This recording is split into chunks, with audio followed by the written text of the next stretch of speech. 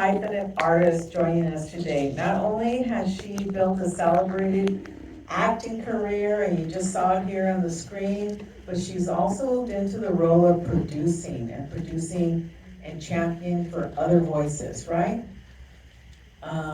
She's a vocal advocate for diversity and representation in Hollywood, and her work both on and off the screen is about empowering marginalized communities. We just saw her right now in Hedda, and she has been nominated for numerous awards like the Emmys, BAFTA, and she's been recognized by Gotham Awards, CCA, the NAACP Image Award, and our very own NHMC Impact Award in 2021. I did not have the privilege of meeting her in person in 2021 because it was during the pandemic. So I'm really excited to meet her too in person. So it is my pleasure to welcome Tessa Thompson.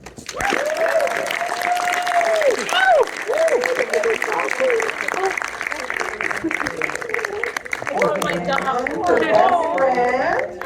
What is your best friend's name? This is Coltrane, everybody. Yes. Perfect. He didn't know he was going to be in front of an audience. I was like, surprise!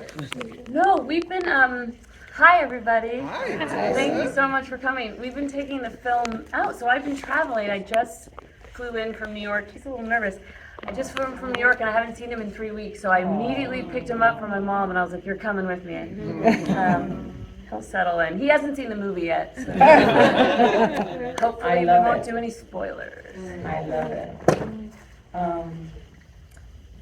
I understand the role was written specifically for you, Tessa, by Nia Da Costa. And how did you prepare for the role, and what drew you to that character? Well, I got to make Nia's first film with her, which was such a pleasure and an honor, and that was a film called Little Woods. And when she told me that she was thinking about doing an adaptation of Hedda Gabler, I didn't even realize that she meant for me necessarily. We just have become the kind of collaborators where we're constantly talking to each other, telling each other what we're thinking about, what we want to work on. And then she was like, I'd love you to play her. And I didn't really, as much as I loved the play, you know, I first fell in love with Ibsen when I was about 16. I read a play of his called A Doll's House, and in it there's this character called Nora that at the end of the play, she leaves her husband and her two small children to try to figure out who she is, independent of them. And I couldn't believe that someone was writing a female character like that in the 1800s. 1991. Crazy. And so I really fell in love with Ibsen, and I always dreamed that maybe I would play Nora one day once I understood that I wanted to be an actor. But I never thought about Hedda, even though Hedda is like this, it's like the part that so many women want to play, and for obvious reasons, because it's so dynamic and so complex. But I sort of don't, for me, when Nia told me she wanted to adapt it, I didn't really understand why, to be honest. And then once I read the adaptation and understood what she wanted to do with the piece, the changes that she wanted to make, that really, you know, made room for a more intense exploration of some of the themes that were already in Ibsen's work, it was an instant yes for me. So the film makes Hedda biracial, Yes. bisexual. Yeah. How did this affect the story? So interestingly, I don't think she set out necessarily to make a Hedda with all those particularities, but she wanted me to play the role, so then suddenly Hedda becomes a mixed race woman. And then we have the opportunity to talk about race and class inside of 1950s UK. And then separately, the character of Eyelid, she sort of thought would be more fascinating as a woman, because in the play, he's this man who is brilliant, but people don't understand his genius, and he feels underappreciated. And, you know, the idea of like a white man feeling underappreciated for his genius is not that interesting, frankly. Sorry.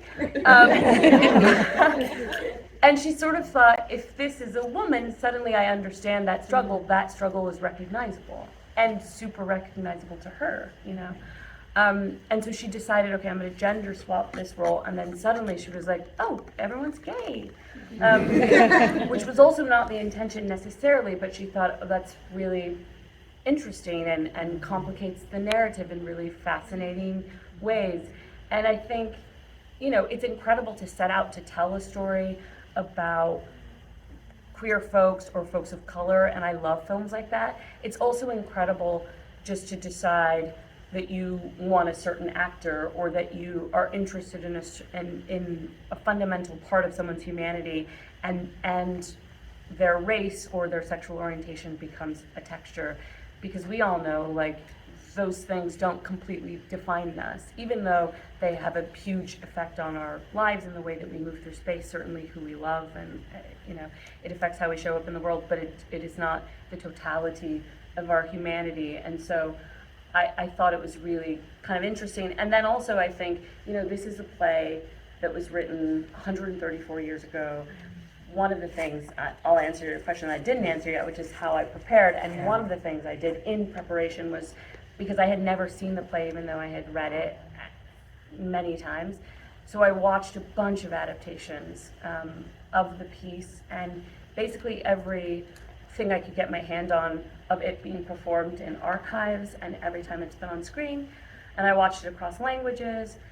But funnily, of all of the productions that I saw, there were no women of color that had played Hedda Gabler. I certainly read about some smaller productions, but there have been, of all of like the seminal performances of Hedda, she's never been played by a woman of color, full stop.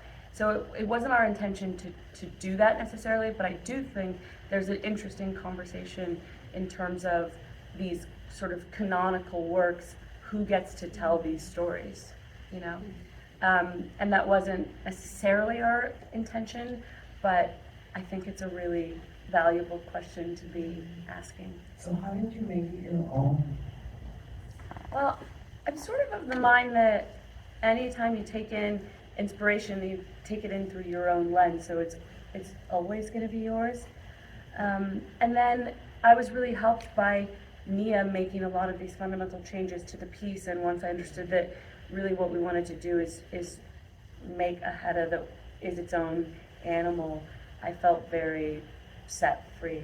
And I think it's one of, you know, I started in classical theater, that's how I started acting.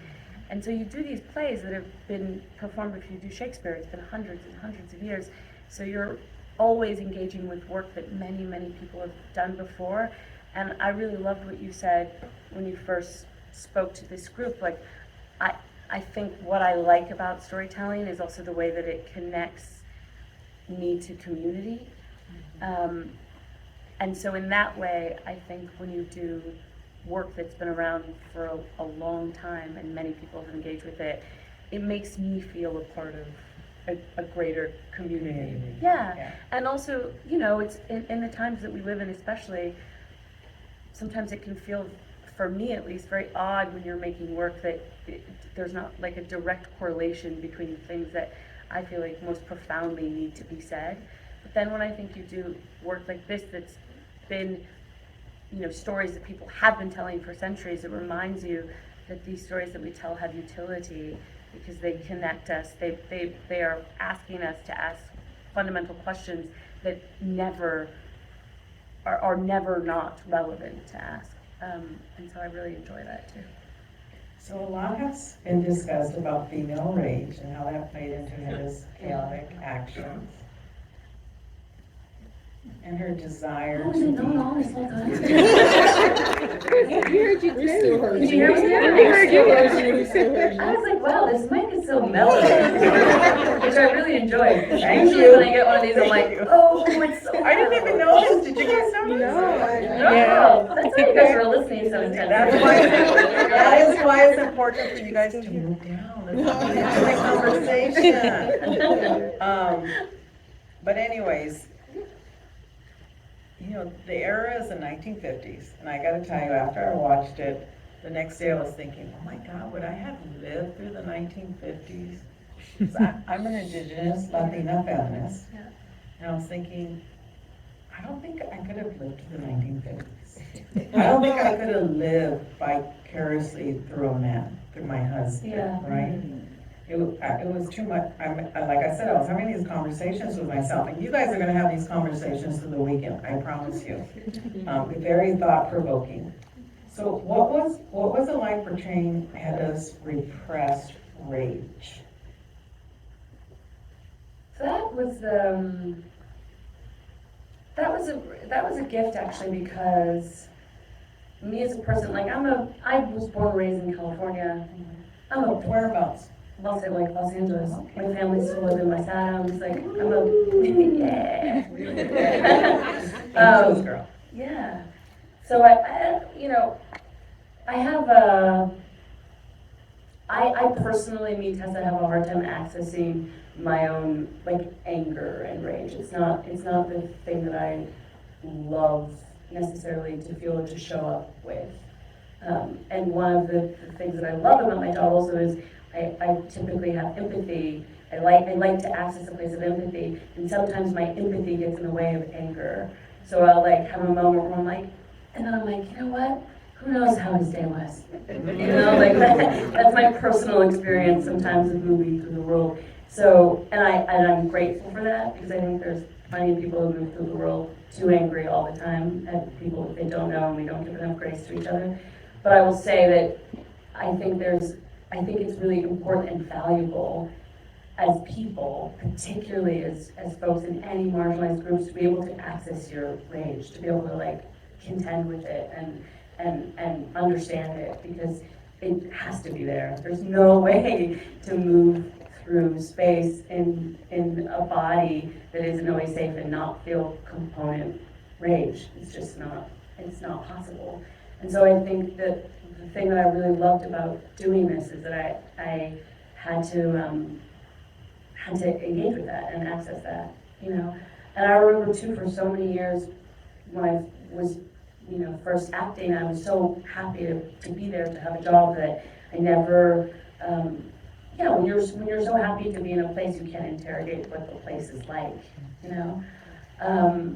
And I feel really grateful to have had the career that I've had and continue to really work and typically to work in spaces that I feel, you know, valued, but that certainly has not always been the case. And there's been a lot of moments of rage or anger that I would never be able to be honest about, you know, and show up with, particularly as a woman. So I think that's what's nice about getting to do work, is it sort of expands your own humanity and helps you also be honest with yourself about yourself, you know. And Hedda is a woman who does not mind taking up space. She does not worry about her effect necessarily on other folks, which is very much not like me, I think. But then you do it and you're like, well, wait a minute. Like, how would I show up if I weren't concerned about the way that I'm perceived? Or how would I show up if I didn't have conditioning that told me that you should be gentle, or should be kind, or should be conscientious? And I really especially love doing period pieces for that reason, because I think we all have an idea of how we would show up. Like, I remember when I was doing Selma, I was like, oh yeah, I would definitely have been, you know, a freedom fighter. And then you have to really think about the lives that they lived, the sacrifices that they made, and you're like, would you? I mean, I remember some of those days when we're like marching, you know, and those folks did it nonstop 4 days in like wool and little, you know, big heels, and we did it for a couple hours some days, and people would be like, oh, God, I need some water, and you're like, they just like didn't have water. So would you be doing this? And also, if you look at the way that you're showing up now and you try to correlate it to 1950s, are you a freedom fighter now? You know, I had to ask those questions of myself when I was making that film. And in this way too, I really started with a lot of research into my own grandmothers, because I think I was so curious in a new way about their interior lives, you know. One of my grandmothers was a woman who stayed at home, never worked a day in her life, had, you know, her two husbands over the course of her life, and I never, you know, it's just interesting to think what she might have done in another time, what choices she might have made, because we know sometimes your choices are only as good as your options. And so it gave me that inquiry, and thinking about my own family gave me a lot of empathy for a woman like Hedda. Even though she does some, you know. You know, the day after I watched the first time, and I told everybody I rarely watch films twice, and this is a film I did watch twice. And the very first time, the next day, I started thinking and going back in time, and I'm much older than you, but my mother did raise us, thank God I have my father, but my mother did raise us to cater men, unfortunately. And that's what, I love her, but that's what she was taught. Yeah. And she actually shared books with myself and my two sisters, and in reading the book, it talked about, you know, going on dates with men, and no matter what they say, if it's funny, just laugh, even if it's not funny. And, you know, let them talk more, and keep your opinions to yourself. And when I approached her later on, I think, I don't know, 19 or 20, and she's, you know, she didn't really think there was anything wrong with that book, and with, you know, for her it was doing the best that she could. And I told her there's so much more opportunities for women, and thank God, I think my generation, myself and my two sisters, actually broke the chain. And I love my ancestors, because if it wasn't for their courage, I wouldn't be here, sitting here. But it takes a certain generation to finally break that chain. So my follow-up question is, do you think Heddas exist today? Well, interestingly, where I was having a conversation recently about the film, and they were talking, one of the reasons why Mia said it in the 1950s is because it's close enough to where we are now, and scarily, I would say, in this country. I'm like, oh Lord. Feels like there's been some regression in that sense. But, and also, most all of us, you know, are in some ways products of folks that, you know, were telling us things about how to be, and they were subject to some of the ideas of that time. But someone brought up an interesting thing about, like, the sort of resurgence in a kind of interest in a certain kind of femininity and domesticity when people are like trad wives, like that kind of new trend. So I guess that's like a version of Hedda. It's funny because I recently watched 5 episodes of The Real Housewives of Salt Lake City on the plane, and it was the best 5 hours of my life, personally. But, you know, those women are not, you know, there's some, you know, similarities, I would say, in their appetite for, I mean, they're devious, some of those women, in the most delightful way. And so I think Heddas exist, and I also think there are Heddas in all of us, in a way, in the sense that I think some of the things that Hedda acts out on are fundamental human emotions that I think we all experience. And obviously, I think this is a very dramatic version of some of those things, but jealousy, for example, I think is something that we experience, and I think we're told that it's an unsavory feeling, particularly as women. The idea of being jealous is like, jealous of other women is not a nice thing in the cultural space that we're in now, which I completely agree with.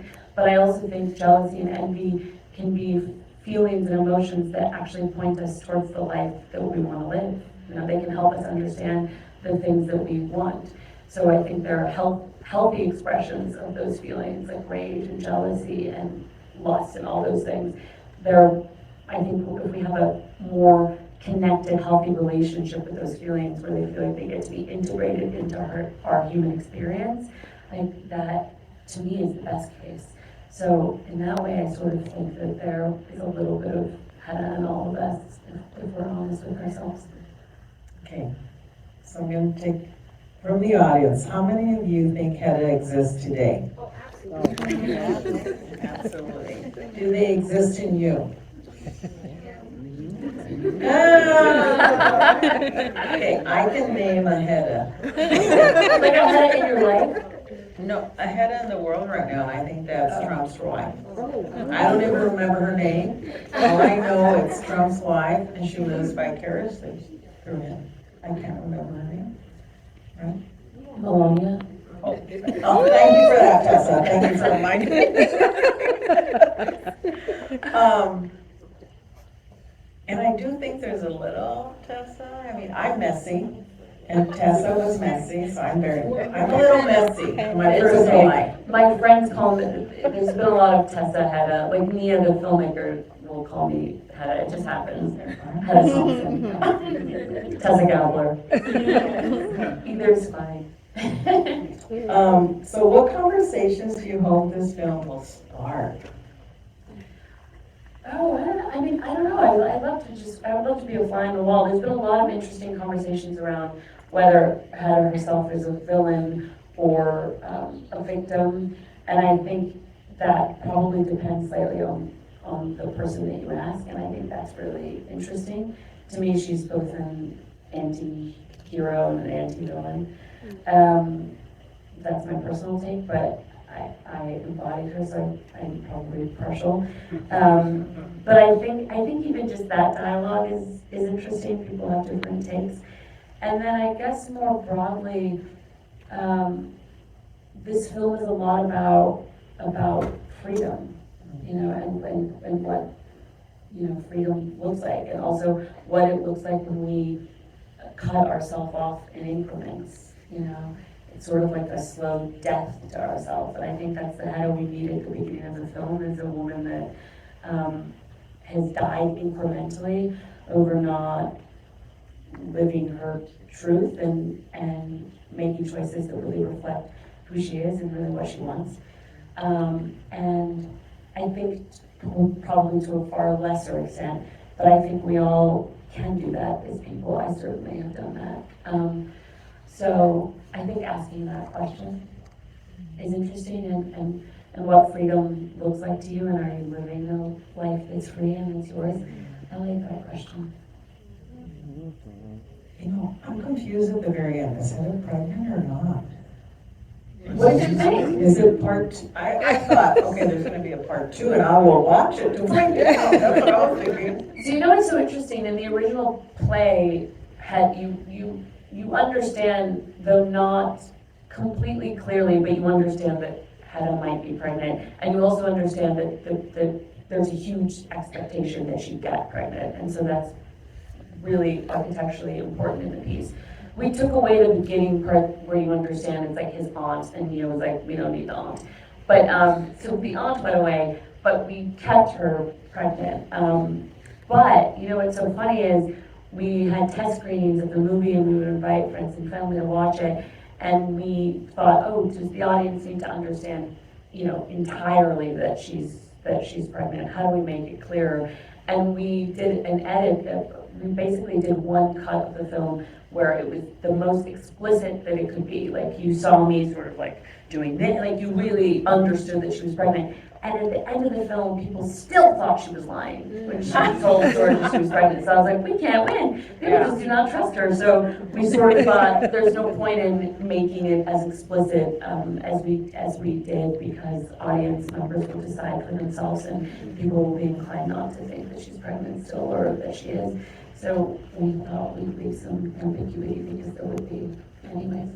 So I'm very proud of you. Okay? I mean, it's the first time we're meeting, and we gave you the Impact Award. I know, thank you so much. It's so funny, during that time we couldn't meet because of COVID. But The award was fantastic. It was yeah, it's beautiful. Okay, I have it. just want to make sure.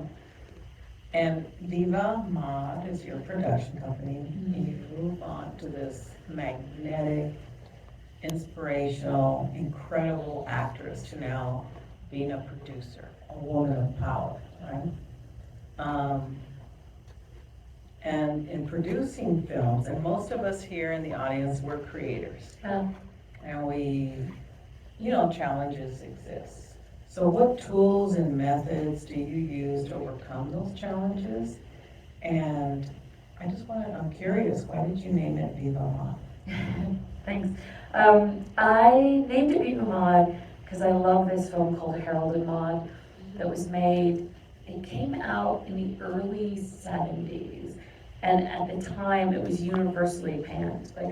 Critics really didn't get it or particularly like it. If you haven't seen the film, it follows a young boy who is vaguely suicidal, and he sparks up an unlikely friendship and romantic feelings for an 80-year-old woman in her late 80s, Maud, who decides she wants to die. And they meet and fall in love, friendship love, by going to funerals together. And it's a film that I just adore. And at the time, I thought it really was a film that, in the late 60s, was so much talking about so many of the things that people were wrestling with culturally, so of its time. It was right around the sort of free love movement, so you also have this idea of this kind of love between them. But then it also was so ahead of its time because there hadn't really been a character like Maud before. I think now you see in movies there's this sort of trope of this woman who's sort of offbeat and she kind of turns a man's life around, and typically it's sort of a depressed man. In film they call it the manic pixie dream girl. There are many instances of it. It's a film trope for sure, but I really feel like Maud is one of the first instances of that trope. So she both creates it and she completely destroys it because she is her own woman with agency. She's in her 80s. She's unlike any of the manic pixie dream girls that come after her. But I just love that character so much, and so the company is about that, is sort of Viva, live the spirit of protagonists that challenge who we are and what's possible. And the idea of the company really was to try to recenter who gets to be inside of the frame. I grew up loving movies, watching them, and across genre, there are just pockets of films where there's a certain kind of person that is just invisible inside of those movies. And so the aim of the company is just not just because I want and desire representation, but also just selfishly. I just love movies and I want us to get to exist in all sorts of films. So that is the aim of the company, and it's been a real gift. And I think there's always challenges, and I don't know if I'm maybe a masochist or a sucker for punishment, but I really love the challenges. I think inside of challenges you really learn and understand why it is you do what you do. And so on this film alone, we survived 2 strikes. That's right. When so many films didn't make it, and I'm so grateful to Amazon and GM and our partners and Ryan for making sure that we made this film. And for me, the kind of golden rule is just finding stories that you just know have to exist, and by hook or by crook, you know that they deserve to exist in the world, and no matter how long it takes to get there, you're going to do it, Well, thank you for doing what you're doing. We need to hear these stories from marginalized communities, especially women of color. So what's next for Tessa for Viva Mod? Well, this has been a cool time for Viva Mod. So this is our first film that we have released, and then we released a television show at the top of next year called His and Hers. It comes to Netflix. I'm really excited. His and Hers? His and Hers, Okay. yes. It stars myself and John Bernthal. And it is the television debut of a filmmaker I love called Will Oberoi, who I've been following for a long time. And it's part murder mystery. It sort of, borrows from some of the delicious things that we love about that genre, but also turns it on its head, which is our favorite thing to do at Viva Mod. So everyone, I know you know about NHMC, and we're about representation matters, so we have to get the word out about Hedda, His and Hers on Netflix coming up, because we have to support our own creators, our own films. We purchase more than 25% of all film tickets. We have the power. We more than X amount $1 trillion that we spend don't forget the power lies with us. So let's support your films and Thank your you so series. And thank you for being here tonight. I really appreciate it. I know there was a Dodger game. There were all kinds of. Oh my God, yeah. Dodgers lost. Crying. And you know, Tessa, I think right now, what time is it?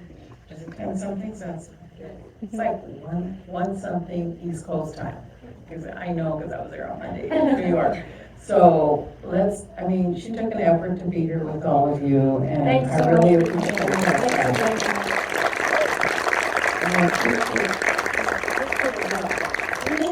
Thank you for putting up with us and sharing testimonies.